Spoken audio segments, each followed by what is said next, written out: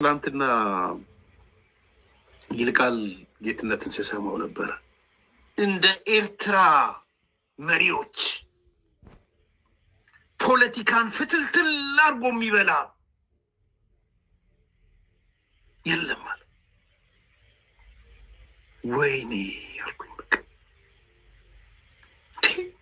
ይልቃል ስልጣን ቢይዝ ሰው ሞዴሉ ኢሳያስ ነው ማለት ነው።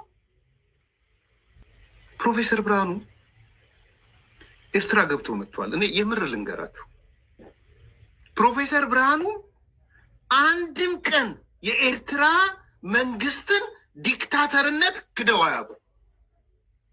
ዛሬ ይልቃል ጌትነት መገረድ እኮ ትችላለህ። ማን ከለከለ? ተገረድ።